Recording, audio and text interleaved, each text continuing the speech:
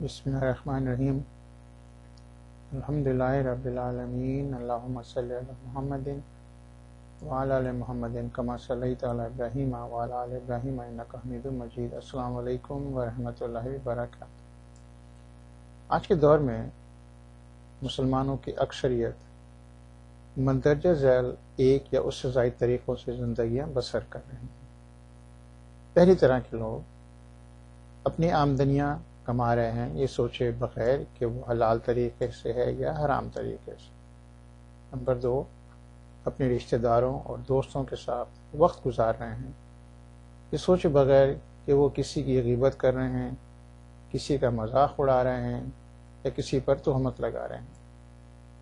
Number 3، اپنی زندگیاں گزار رہے ہیں یہ سوچے بغیر کہ ایک دن ان کو اپنے ہر عمل کا اللہ تعالیٰ کے سامنے جواب دینا ہے۔ نمبر 4، وہ چوریاں کر رہے ہیں، جھوٹ بول رہے ہیں، دھوکہ دے رہے ہیں، اپنے وعدوں کو پورا نہیں کر رہے ہیں اور اللہ تعالیٰ اور انسانوں کے حقوق ادا نہیں کر رہے ہیں۔ نمبر 5، دوسرے انسانوں کا مال اور چیزیں ان کو واپس نہیں کر رہے ہیں اور یتیموں اور اپنے رشتہ داروں کی جائیدادوں کا حصہ ان کو نہیں دے رہے ہیں۔ نمبر 6، شراب نوشی کر رہے ہیں، منشیات کا استعمال کر رہے ہیں، جوا کھیل رہے ہیں یا لاٹری خرید رہے ہیں بغیر اس خوف کے کہ اللہ تعالیٰ ان کاموں سے ناراض ہو جائے گا۔ نمبر 7، شرک کر رہے ہیں یہ سوچے بغیر کہ شرک سب سے بڑا گناہ ہے اور اللہ تعالیٰ شرک کو معاف نہیں کرتا اگر وہ اسی حالت میں اس دنیا سے چلے جائیں۔ ایسے لوگوں کے لیے اللہ تعالیٰ قرآن میں فرماتا ہے، سورہ 43 آیت 36 اور 37، جو شخص رحمان کے ذکر سے غافل برتتا ہے ہم اس پر ایک شیطان مسلط کر دیتے ہیں اور وہ اس کا رفیق بن جاتا ہے۔ یہ شیاطین ایسے لوگوں کو راہ راست پر آنے سے روکتے ہیں اور وہ اپنی جگہ یہ سمجھتے ہیں کہ ہم ٹھیک جا رہے ہیں، اور ایسے لوگ جن کو اللہ تعالیٰ نے مال، اولاد، صحت اور دوسری نعمتوں سے نوازا ہے اور وہ پھر بھی غیر اسلامی زندگی گزار رہے ہیں یہ سمجھتے ہوئے کہ اللہ تعالیٰ ان سے خوش ہے۔ اللہ تعالیٰ ایسے لوگوں کے لیے قرآن میں فرماتا ہے، سورہ نمبر 6 آیت 44 اور 45،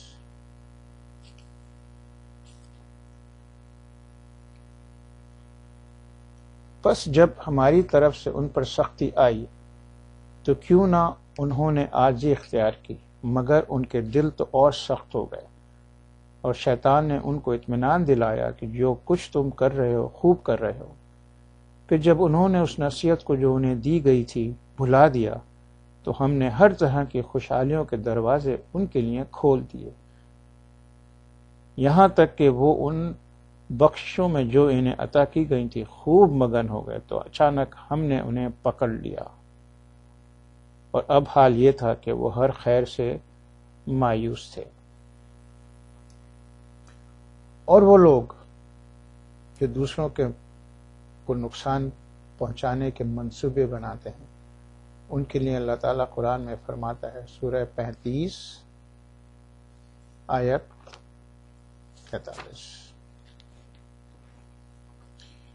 یہ زمین میں اور زیادہ سرکشی کرنے لگے اور بری بری چالیں چلنے لگے، حالانکہ بری چالیں اپنے چلنے والے ہی کو لے بیٹھتی ہیں۔ آخر میں اپنے سب بھائیوں بہنوں سے درخواست کرتا ہوں کہ قرآن کی ان آیات کو توجہ سے پڑھیں، ان پر غور کریں اور اپنی بری عادتوں کو چھوڑ دیں، اللہ تعالیٰ سے سچی توبہ کریں اس سے پہلے کہ ان کا اس دنیا سے جانے کا وقت آ جائے۔ السلام علیکم ورحمۃ اللہ وبرکاتہ۔